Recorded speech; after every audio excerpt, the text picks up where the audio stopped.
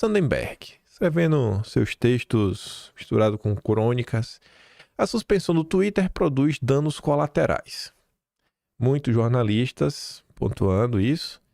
Aí ele começa o texto falando assim, ó, de um colega. E agora, sem Twitter, como a gente vai derrubar o técnico, como criticar as séries, como falar mal do trânsito e dos políticos. Piada à parte, a suspensão do Twitter deixou 22 milhões de brasileiros sem acesso a uma plataforma. Ninguém tinha liberdade para falar o que quisessem. Verdade que se fala muita bobagem, cretinice, coisas de péssimo gosto. Verdade também que a baixaria da pior espécie, né? Ele faz um ponto a um contraponto. Mas também fui no Twitter que tomei conhecimento de bons artigos, belos argumentos, sacadas divertidas, polêmicas inteligentes. Verdade também que o Twitter aceita manifestações antidemocráticas e foi amplamente usado na tentativa do golpe bolsonarista. É o típico jornalista que eu queria ter tete a tete. Vem cá, nós dois. Só trocar, só algumas perguntas e ver quais são as respostas. Mas é o padrão da imprensa, né? Sempre tem que falar, mas e os bolsonaristas, hein? Enfim, colocando tudo na balança, pelo menos na minha visão, tem mais porcaria que coisa boa. Mas e daí? Acontece nas conversas por aí também em outras plataformas. Dos 22 milhões de usuários do Twitter, quantos seriam criminosos ou supostos criminosos? Dito de outra maneira, quase 22 milhões de brasileiros inocentes que foram apanhados nessa história. Como chegamos a esse ponto? Fernando Chula também. Cara, como é que a gente chegou até aqui?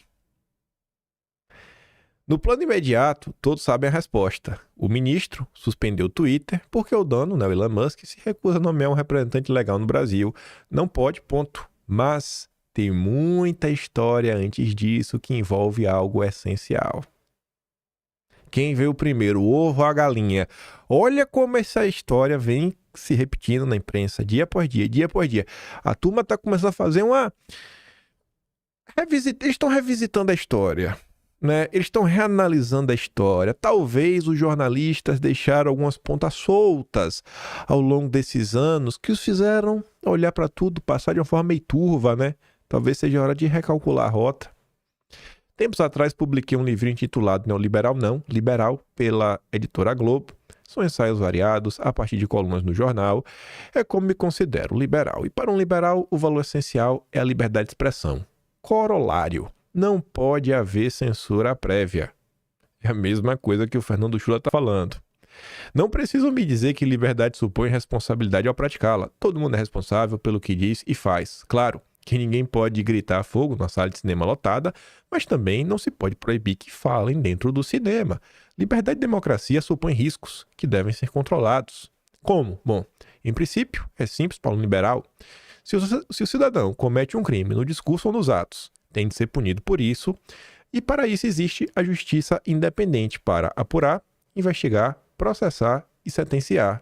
Isto mesmo, primeiro a liberdade, depois a punição, se o crime for devidamente provado. E a justiça tem que ser pública, transparente e a tempo. As mesmas coisas ditas na CNN estão sendo repetidas pela Globo.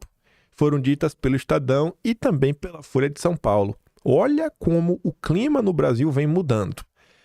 As coisas vão melhorar? Eu acho que um momento vão. Amanhã, não. Amanhã, não. Depois de amanhã também, não sei se na próxima semana. Mas, gente, tá mudando as coisas. Você vê, tá assim, é muito difícil. Tem aquela ressalva. Esse veículo faz questão de destacar que os bolsonaristas, eles não são democratas. Mas no final do dia, no frigir dos ovos, tá todo mundo olhando pra Corte Suprema, fazendo várias ressalvas. Ó, vocês estão passando do ponto, aqui não dá, olha aquilo outro. Portanto, o inquérito presidido pelo ministro ofende o liberalismo. Não é aceitável que o único juiz investigue, decida, em sigilo, sem dar ciência sequer a seus pares que certos cidadãos não podem falar nas redes. Sim, ele obteve apoio unânime. Na primeira turma da corte, a decisão de suspender o Twitter e foi só. Não colocou na mesa de seus pares outras duas decisões inaceitáveis para um liberal. Primeira, bloquear as contas da Starlink e ameaçar com multa absurda o brasileiro que tentar acessar o Twitter via VPN. O principal acionista da Starlink é o mesmo Elon Musk, mas se trata de empresa diferente para público brasileiro diferente, com outros acionistas que não tem nada a ver com o Twitter.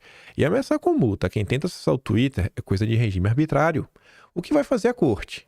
Criar um sistema para vigiar o acesso de todos os brasileiros às redes sociais? Não. O processo de banimento das redes tem de ser aberto, transparente, dando aos alvos, de qualquer lado, o direito de se defender nos foros apropriados. O que não é possível quando ocorre tudo em sigilo. Agora vocês estão percebendo isso, né?